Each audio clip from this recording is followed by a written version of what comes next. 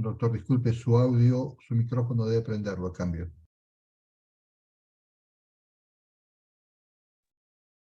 Buenas noches, ¿me escuchan?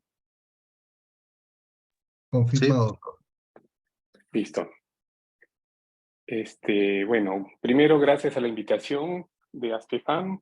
Augusto, un gusto verte nuevamente. El día de hoy vamos a hablar brevemente sobre algunos aspectos de la pancreatitis aguda.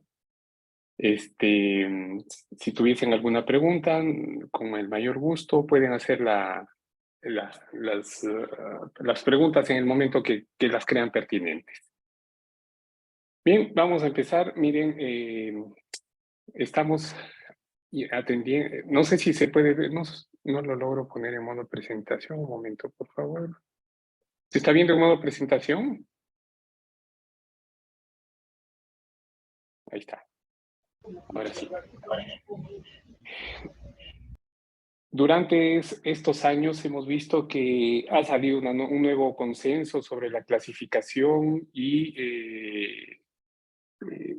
sobre todo la clasificación y algunos criterios diagnósticos de la pancreatitis aguda, que habíamos tenido un consenso desde el año 92, el consenso de Atlanta, y no es sino hasta el año 2012 que nuevamente se reúnen las personas que manejan el tema a nivel mundial y hacen un nuevo consenso, ¿no? Entonces es el consenso de Atlanta modificado que se publica en el año 2012, casi 20 años después de un consenso que teníamos de la clasificación y manejo de la pancreatitis aguda.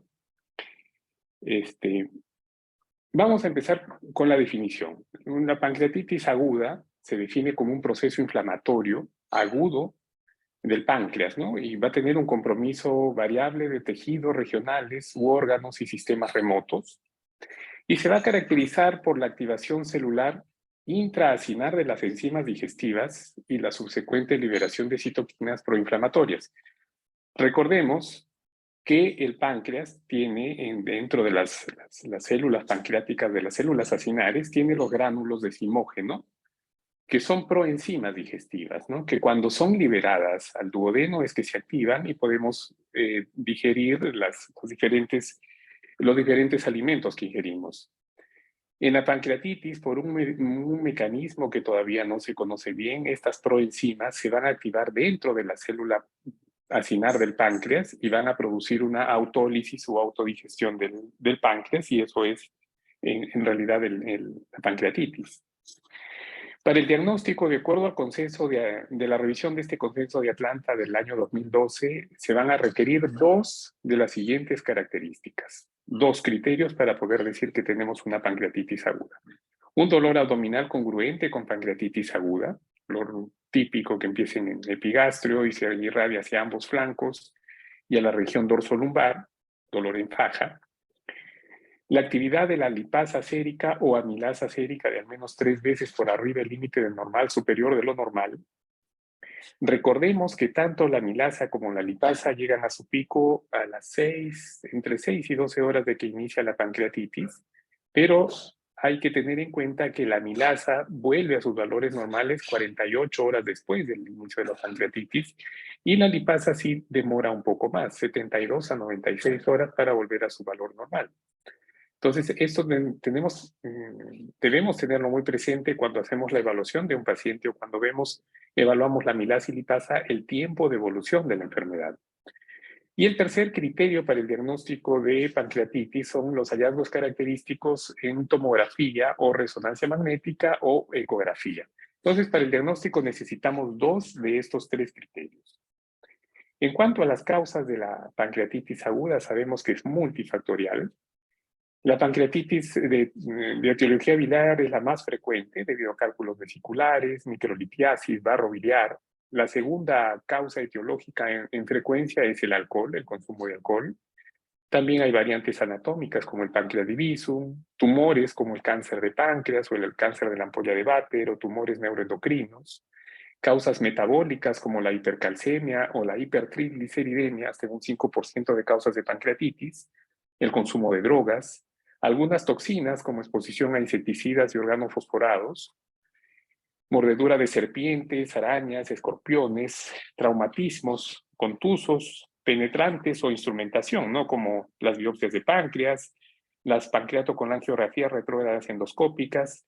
Esto se ha visto más o menos en un 5 a 10% de pacientes que son sometidos a CEPRE, hacen pancreatitis aguda. Procedimientos quirúrgicos también que no tienen que ver con el páncreas directamente, como la cirugía cardíaca o la cirugía de Whipple, que sí tiene que ver con el páncreas. Infecciones, que es muy raro, menos de 1%. Se ha propuesto virus como el Coxsackie, el virus de la parotiditis, el citomegalovirus, Epstein-Barr, hepatitis, etcétera, VIH, que pueden causar pancreatitis. Bacterias como el Mycobacterium tuberculosis, Mycoplasmas, Campylobacter, algunos parásitos, anormalidades vasculares como isquemias, vasculitis, y el grupo de las pancreatitis autoinmunes asociadas a IgG4 y las no asociadas a IgG4, ¿no? Entonces, como vemos, la etiología es muy variada, pero en orden de frecuencia, biliar y alcohólica van a la cabeza. De acuerdo a este nuevo consenso, la pancreatitis lo podemos dividir en dos grandes tipos. La pancreatitis aguda intersticial, pancreatitis aguda edematosa intersticial, y la pancreatitis aguda necrotizante. En ambos casos vamos a tener una evolución temprana, que corresponde a las 4 primeras semanas, y una evolución tardía, que es después de las 4 semanas. En el curso de una pancreatitis aguda edematosa intersticial, podemos ver algunas colecciones en estas primeras 4 semanas, que generalmente son estériles y a las que les vamos a llamar colecciones peripancreáticas agudas. ¿De acuerdo? Colecciones peripancreáticas agudas, que generalmente son estériles y se resuelven espontáneamente. Si estas colecciones peripancreáticas persisten más allá de la 4ª semana, que es más o menos el 10% de estas colecciones, vamos a estar ante lo que se le denomina actualmente un pseudoquiste pancreático. Por el otro lado, las pancreatitis necrotizantes, que puede ser necrosis tanto de la glándula como del tejido peripancreático o ambos. Si tenemos colecciones en el contexto de una pancreatitis aguda necrotizante en las primeras 4 semanas, vamos a denominarlo colección necrótica aguda. Y si esta colección permanece más allá de la semana 4, se le va a conocer como wall of necrosis o necrosis encapsulada o necrosis amurallada, como se ha podido, como se conoce en el español, pero en realidad el término es un wall of necrosis. La traducción es pancreatitis amurallada. No es exactamente el término, pero es lo que más o menos se asemeja a un wall of necrosis que se ve en un 90% de los pacientes que hacen colecciones necróticas agudas. Y la infección puede desarrollarse en cualquier momento cambiando el manejo del paciente, ¿no? Sobre todo en estos pacientes que hacen necrosis más allá de colecciones necróticas más allá de la 4ª semana o wall of necrosis. De acuerdo a este nuevo consenso, la pancreatitis ya no tiene 2 grados de severidad como nos decía el consenso de Atlanta de 92, sino ahora son 3 grados de severidad. La pancreatitis leve, la moderadamente severa o moderada y la severa o grave. La pancreatitis leve se caracteriza porque no hay falla orgánica y tampoco no hay complicaciones locales o sistémicas. Estas dos cosas vamos a ver en las diapositivas siguientes a qué se refiere con falla orgánica y complicaciones locales o sistémicas. La moderada es cuando la falla orgánica se resuelve en las primeras 48 horas y a lo que se denomina una falla orgánica transitoria o puede haber complicaciones locales o sistémicas, pero sin falla orgánica. O sea, si tenemos un paciente con una complicación local, ya es una pancreatitis moderadamente severa o moderada. Y la pancreatitis severa se caracteriza pues, por una falla orgánica persistente que va más allá de las 48 horas. Puede ser la falla de un solo órgano o muchos órganos. Para hablar de falla orgánica, la revisión del consenso de Atlanta nos dice que debemos usar el score de Marshall modificado. El score de Marshall modificado evalúa básicamente 3 sistemas: el respiratorio, el renal y el cardiovascular. El sistema respiratorio lo mide o lo evalúa a través de la PaFIO2, donde teniendo algunos valores nos va a dar un puntaje, ¿de acuerdo? El sistema renal lo evalúa a través de la creatinina sérica y el cardiovascular a través de la presión arterial sistólica, ¿no? Entonces, dependiendo de los valores, que tengamos de tanto de la PAFIO2 o de la creatinina o de la presión arterial sistólica nos van a dar un puntaje, y cuando tengamos más de 2 puntos, de acuerdo a este score de Marshall, vamos a estar hablando de una disfunción orgánica. Y como les decía, puede ser solamente un órgano, un sistema, o pueden ser más, pero en todo caso siempre vamos a estar ante una falla orgánica. ¿Y a qué nos referimos cuando hablamos de complicaciones locales? Lo que ya les dije, si hay una pancreatitis edematosa intersticial con líquido en las primeras semanas, a lo que se le denomina una colección líquida aguda, esto es una complicación local. Si persiste más allá de las 4 semanas, que se denomina pseudoquiste pancreático, es una complicación local. O si tenemos necrosis, como en esta imagen que están viendo acá, hay necrosis tanto del páncreas como del tejido pancreático y líquido. Eso es una colección necrótica aguda. Y el wall of necrosis, si es que va más allá de las 4 semanas. Si persiste esta necrosis con colección más allá de las 4 semanas, es un wall of necrosis. En esto nos ayuda mucho la resonancia. Miren, acá pareciera que fuese solamente líquido, pero en la resonancia se ve claramente esta área de necrosis. ¿Cómo diferenciamos el pseudoquiste pancreático versus un wall of necrosis? Miren, este paciente con una tomografía de 30 días de evolución, pareciera que tuviese un pseudoquiste, es una colección grande. Hablamos que es un pseudoquiste, que podría ser un pseudoquiste porque ya está después de las 4 semanas. Sin embargo, cuando se hace la resonancia, se puede evidenciar que dentro de esta colección hay necrosis. Entonces, a esto se le denomina wall of necrosis. Es muy importante para poder diferenciar entre uno y el otro el uso de la resonancia magnética.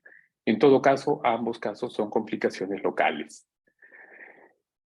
También hay otras complicaciones locales que son frecuentes, pero que de repente no se les da la importancia de vida, como son las trombosis venosas, ¿no? La trombosis de vena esplénica es la más frecuente, más o menos se ven un 10% de los pacientes que hacen pancreatitis aguda, y la trombosis de la vena porta, como ven acá, ¿no? Un pequeño coagulito dentro de la vena porta. Estos son casos nuestros, se ve más o menos en el 8% de pacientes que hacen una pancreatitis aguda. Entonces son complicaciones que hay que tenerlas siempre en cuenta. Una complicación local un poco más rara es esta necrosis colónica, también es un paciente nuestro. Miren cómo la necrosis se fistuliza hasta el colon, y esto es una emergencia. En realidad a este paciente se tiene que operar de emergencia porque la fistulización hacia el colon contamina mucho la celda pancreática y el paciente tiene que entrar a cirugía de emergencia. La evolución natural de la pancreatitis aguda, vamos a ver que el 80 al 85% de pacientes, la gran mayoría de pacientes, hacen pancreatitis agudas intersticiales. Estas pancreatitis se caracterizan porque tienen una falla orgánica transitoria, si es que la tienen, generalmente no tienen falla orgánica, hacen colecciones líquidas y la mortalidad es menos del 2%. Esas colecciones líquidas se resuelven espontáneamente, o si persisten más allá de las 4 semanas, se le llama pseudoquiste pancreático, ¿no? Pancreatitis intersticiales, entonces es la gran mayoría. Un 15 a 20% de pancreatitis son necrotizantes y se van a caracterizar porque tienen falla orgánica transitoria con una mortalidad cercana al 5%, y cuando tienen una falla orgánica persistente, o sea, las graves o severas, con una mortalidad de hasta un 20%. De todos estos pacientes que hacen una pancreatitis aguda grave, la gran mayoría de pacientes, cerca del 70%, tienen necrosis estériles, o sea, nunca se infectan, como pueden ver acá. Una necrosis sin gas, eso lo vamos a ver luego también, con una mortalidad cercana al 10%. Pero hay un 30% de pacientes que nos hacen una infección de esta necrosis, ¿no? A este grupo de pacientes se le considera, a algunos autores lo consideran como pancreatitis crítica, ¿no? Tratan de separar del resto de pacientes porque tienen una mortalidad muy elevada. Hasta el 30% de pacientes fallecen cuando tienen una pancreatitis severa con necrosis infectada. ¿De acuerdo? Esto es básicamente lo mismo. Pacientes que tienen falla orgánica con necrosis infectada, mortalidad del 35%. Si hay falla orgánica pero sin necrosis infectada, o sea, pancreatitis aguda grave, estos autores investigaron la mortalidad, llegando casi a un 20%, y si es una necrosis infectada sin falla orgánica, la mortalidad es bajita, 1.4%. O sea, los determinantes, por eso es que algunos autores consideran los determinantes en la clasificación de la pancreatitis aguda, y para ellos los determinantes más importantes son la falla orgánica y la necrosis, la infección de la necrosis. Y consideran que este grupo de pacientes que tienen ambas cosas deberían ser considerados en un grupo aparte. El consenso de Atlanta, la revisión del consenso de Atlanta no considera eso, y en el mundo lo que más se utiliza es la revisión del consenso de Atlanta. Es por eso que solamente les estoy presentando esta clasificación, que solamente es en 3 grupos, ¿no? La pancreatitis leve, la moderada o moderadamente severa y la severa o grave. ¿Qué intervenciones se hacen en pancreatitis aguda? ¿Qué intervenciones? Vamos a dividirlas también en dos grupos a las intervenciones. Intervenciones en la fase temprana, que es en las 2 primeras semanas, e intervenciones tardías. No olvidar el curso bifásico que tiene la pancreatitis. Hay un CIRS, una respuesta inflamatoria sistémica muy fuerte en las primeras semanas, que nos va a dar una falla orgánica temprana, ¿de acuerdo? Y la falla orgánica temprana que tengamos en pancreatitis siempre va a ser por la respuesta inflamatoria sistémica solamente. No va a haber infección. En las primeras semanas es improbable que haya infección. Entonces, este gran pico de mortalidad que tenemos en las primeras semanas es solamente por falla orgánica desencadenada por la respuesta inflamatoria sistémica. Sin embargo, luego esta curva baja y tenemos otro pico grande de mortalidad, que ya es cuando hay una falla orgánica tardía, y acá sí vamos a tener a la infección como un factor muy importante, ¿no?, de esta mortalidad tardía. Los 2 picos de mortalidad, entonces, de pancreatitis es temprana debido a una falla orgánica por CIRS, y la falla orgánica tardía debido a la infección. Ese es el curso bifásico que sigue toda pancreatitis aguda severa. La respuesta inflamatoria sistémica nos va a producir extravasación de líquido al tercer espacio. Esto nos lleva a hipovolemia, hipoperfusión y finalmente falla orgánica. Por eso es que todo paciente con pancreatitis debe ser resucitado con fluidos adecuadamente. Hay algunos criterios o algunas sugerencias que se hacen para esta resucitación. Debe hacerse inicialmente con 5 a 10 mililitros kilo hora hasta que se alcancen metas. Se habla mucho de la resucitación basada en metas, sobre todo para aquellos pacientes que tienen pancreatitis aguda grave. Las metas pueden ser no invasivas o bioquímicas. Las no invasivas es hasta que consigamos una frecuencia cardíaca menos de 120, una presión arterial media de 65 a 85 milímetros de mercurio o un flujo urinario de 0,5 a 1 mililitro kilo hora. Y las metas bioquímicas, un hematocrito de 35 al 44%, ¿no? Una vez que se llega a esto, debemos parar un poco la resucitación con fluidos, porque el exceso también de la resucitación nos puede llevar al síndrome compartimental abdominal. Este trabajo nos compara qué sería mejor usar, si el lactato Ringer versus el cloruro. En realidad no encuentra diferencias estadísticamente significativas cuando compara los estudios que comparan a estas dos, tanto al lactato Ringer como el cloruro. La respuesta inflamatoria en las primeras 24 horas es favorable al lactato Ringer, y por eso es que la guía del Colegio Americano de Gastroenterólogos sugiere que debe hacerse la reanimación con lactato Ringer, pero en realidad no, en cuanto a la mortalidad, no hay diferencia estadísticamente significativa que favorezca el lactato o el salino. Entonces, en realidad se puede utilizar cualquiera de los dos con total seguridad, ¿no? Tanto el lactato Ringer como el suero salino.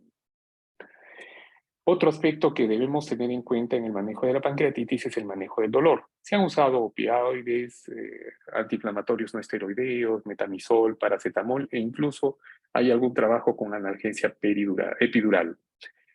La analgesia epidural parece que controla mejor el dolor en las primeras 24 horas, sin embargo es equivalente a los opioides en las primeras 48 horas. Esto es de una revisión sistemática que se publicó el año pasado en el World Journal de Cirugía, que es una revisión sistemática y metaanálisis de analgesia en pancreatitis, ¿no? Eso es un trabajo bastante bonito. Y miren las conclusiones a las que llegan. El control del dolor en las primeras 24 horas es similar con el uso de opioides y los antiinflamatorios no esteroideos. Y hay una escasez de evidencia a nivel 1 para el manejo del dolor en pancreatitis aguda. O sea, en realidad podemos usar cualquier medicamento para controlar el dolor. Hasta hace unos años se decía que los opioides no podían usarse por un espasmo del esfínter de Oddi. Eso quedó completamente descartado en un estudio antiguo del año 2013-2014, publicado en Cochrane, donde se ve que no afecta en nada la mortalidad del uso de opioides, ¿no? Entonces es completamente seguro también usar los opioides en pancreatitis aguda. El rol de los antibióticos. Podríamos decir que se podría usar antibióticos para prevenir la infección de pancreatitis. Se ha postulado que la infección podría venir tanto de la vía biliar como del intestino delgado a través del wirsum, vía hematógena o por traslocación del colon o el intestino delgado hacia la necrosis pancreática. ¿Y tendrá algún rol el antibiótico profilaxis en pancreatitis? La respuesta es no. No se recomienda el uso de antibiótico profilaxis para prevenir la infección. Los antibióticos están indicados solamente cuando la necrosis está comprobada. Y actualmente el gold estándar o el criterio más importante para hablar de necrosis infectada es esto que ven acá, el contenido de gas dentro de toda la necrosis pancreática, ¿no? El contenido de gas es sinónimo de infección y esos pacientes deberían recibir antibiótico. En cuanto a la nutrición enteral, vamos a ver que en un paciente que tiene pancreatitis aguda está con una motilidad intestinal alterada, tiene sobrecrecimiento bacteriano, aumento de la permeabilidad intestinal por la respuesta inflamatoria sistémica. Esto nos lleva a una mayor translocación bacteriana y la infección de la necrosis pancreática. La nutrición enteral estimula la motilidad intestinal, mantiene la integridad de la mucosa intestinal y de esta manera evita la translocación bacteriana. Por eso este es el fundamento teórico para preferir siempre la nutrición enteral, que ha sido ya estudiado en esta revisión sistemática, en esta revisión del Cochrane, donde se ve que la nutrición enteral, la mortalidad es menor cuando se utiliza la nutrición enteral versus la parenteral, con diferencia estadísticamente significativa, como ven acá, ¿no? Favorece mucho, en cuanto a mortalidad, favorece a la nutrición enteral, o sea, hay menos mortalidad con la nutrición enteral. Y se puede usar tanto la sonda nasogástrica como la sonda nasoyeyunal. En teoría, nosotros en el servicio tenemos experiencia solo con el uso de sonda nasoyeyunal, pero en teoría podríamos usar cualquiera de las dos. Entonces, la nutrición enteral es la de primera elección. La nutrición a través de sonda se debe reservar a los pacientes con ingesta calórica insuficiente, o sea, aquellos que vemos que 3 o 5 días que no van a comer bien y no van a poder comer bien, en el corto plazo debemos usar la nutrición a través de sondas y cualquiera de las dos vías es factible, ¿no? Tanto sonda nasoyeyunal como la nasogástrica. ¿Qué intervenciones invasivas vamos a hacer en la fase temprana, en las primeras 2 semanas? En realidad no existe un rol para la intervención invasiva, salvo 2 excepciones, el síndrome compartimental abdominal y la isquemia o perforación intestinal. Solamente en estos 2 casos es que vamos a llevar a un paciente con una pancreatitis aguda grave a sala de operación. En realidad no hay otra indicación de una intervención temprana. En las intervenciones en la fase tardía y a partir de la 3ª, 4ª semana, nos permite mucho posponer la intervención. Posponer la intervención nos permite mucho que esta necrosis, como ven acá, se encapsule, como pueden ver, tiene una cápsula gruesa, ¿de acuerdo?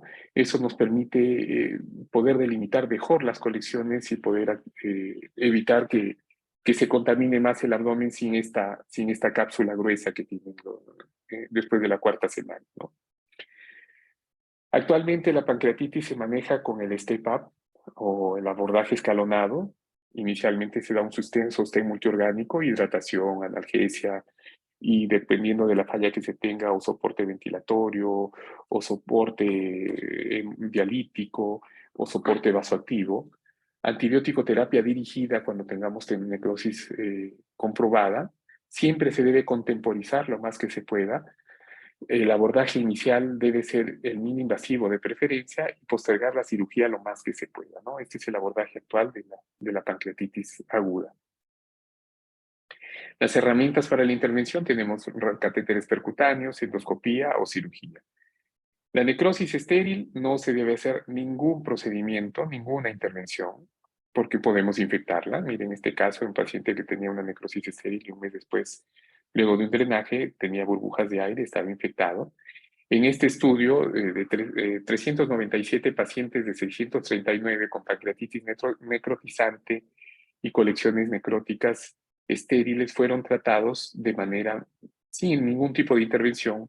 Como vemos en este paciente, miren, 30 días, tremenda colección que tenía, con sostén nada más, con medidas de sostén después de 6 meses, estas colecciones cuando son estériles generalmente se resuelven espontáneamente.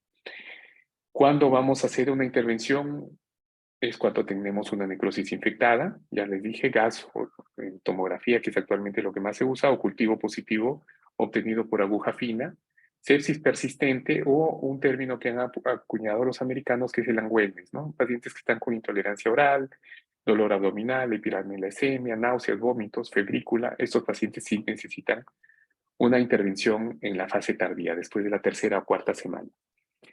En el STEP-UP se habla de las 3Ds, de las siglas en inglés, delay. Hay que demorar lo más que se pueda cualquier intervención, usando soporte y antibióticos. Drain, que es el drenaje percutáneo o endoscópico transluminal. Y finalmente es el desbridamiento, ¿no? Que puede ser en cualquiera de sus formas. Drenaje percutáneo nos permite hacer un puente a la cirugía y muchas veces es el tratamiento definitivo. Se ha visto que solamente drenando al paciente, la mitad de pacientes probablemente no vayan a cirugía. Las vías de drenaje percutáneo son la transgástrica, como vemos acá, se atraviesa el estómago hasta llegar a la celda pancreática. La lumbar, que es por la región lumbar o el hipocondrio izquierdo.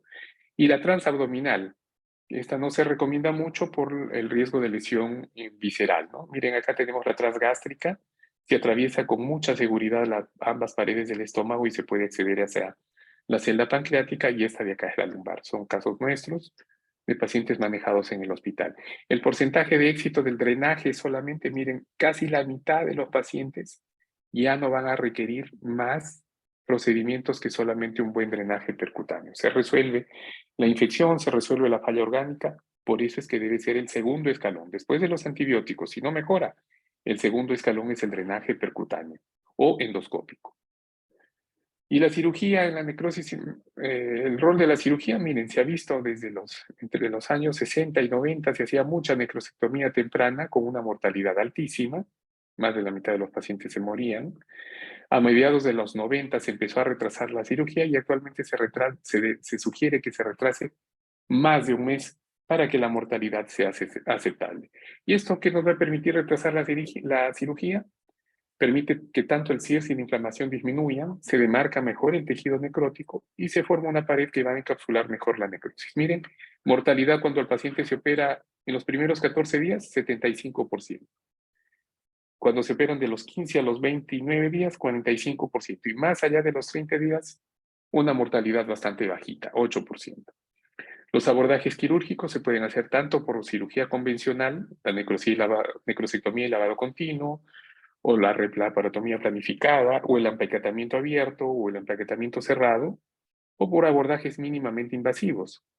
El transperitoneal laparoscópico, o sea, una laparoscopía convencional, si se puede llamar así, donde se puede hacer también una necrosectomía y lavado continuo, una necrosectomía transgástrica, el abordaje retroperitoneal que vamos a ver en el caso clínico, que es el BART, que da muy buenos resultados, o este procedimiento que hacen los radiólogos siguiendo el trayecto del drenaje también, o un abordaje combinado, el Step-Up Approach o el drenaje de la modalidad dual, que es un abordaje, un drenaje radiológico y luego endoscópico.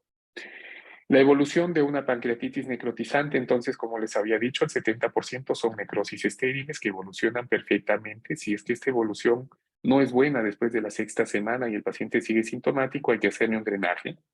Y este grupo de pacientes, que son los que más nos interesan por la gran mortalidad que tienen, ¿no? Los pacientes que tienen necrosis infectada, que son más o menos un 30% de estos pacientes con pancreatitis necrotizante, vamos a ver que solamente con tratamiento antibiótico van a mejorar en un 5%. Si no mejoran con el tratamiento antibiótico, vamos a hacer nuestro primer escalón en la escalera del manejo de la pancreatitis, va a ser el drenaje percutáneo. y vamos a ver que la recuperación de estos pacientes es hasta en un 50%. O sea, 50% se libran de ir al quirófano y el otro 50% sí va a ir a una necrosectomía en cualquiera de sus formas. Entonces, miren, esto es ya para terminar. Cuando hacemos diagnóstico de una pancreatitis aguda basado en esos tres criterios, debemos tener 2 de esos 3 criterios, inmediatamente debemos estar pensando en la etiología para poder hacer un buen manejo del paciente. Y buscando la etiología, le dije que los cálculos biliares eran el factor más importante, entonces todo paciente con pancreatitis debe tener una ecografía abdominal, no tanto para evaluar el páncreas, sino para ver si tiene o no tiene cálculos en la vesícula. Si no tiene cálculos en la vesícula, tenemos que hacer una buena historia de consumo de alcohol. Si no tiene cálculos en la vesícula, no consume alcohol, el siguiente paso es hacer un dosaje de triglicéridos. Es una causa más o menos frecuente de pancreatitis. Unos triglicéridos más de 1000 miligramos por decilitro nos hacen el diagnóstico de una pancreatitis asociada a la hipertrigliceridemia. En pacientes mayores a 50 años y sin ninguno de los factores antes mencionados, debemos pensar en neoplasias, y si no tenemos nada de lo anterior, debemos pensar en pancreatitis idiopática. Debemos, luego de hacer el diagnóstico y la parte etiológica, hacer el tratamiento básico, la fluidoterapia, analgesia, asegurarnos una buena nutrición, evaluar la severidad, porque de esto va a depender el manejo. La pancreatitis leve lo vamos a continuar con tratamiento básico. La moderada o la grave deberían ser transferidas a unidades o centros especializados en manejo de pancreatitis, donde hayan unidades de cuidados intensivos para el manejo de la falla orgánica, una buena fluidoterapia, un buen soporte nutricional y control de la infección si lo hubiese, y el tratamiento de las complicaciones locales, ¿no? Las complicaciones, como les dije, la colección líquida aguda, el pseudoquiste después de las 4 semanas, o la colección necrótica y el wall of necrosis después de la 4ª semana. Ante la sospecha de infección, se debe iniciar siempre con un tratamiento conservador en los pacientes que tengan una condición estable, y en los que no tengamos buenos resultados del tratamiento conservador, deben ir a algún tipo de intervención, generalmente drenaje, y finalmente la necrosectomía.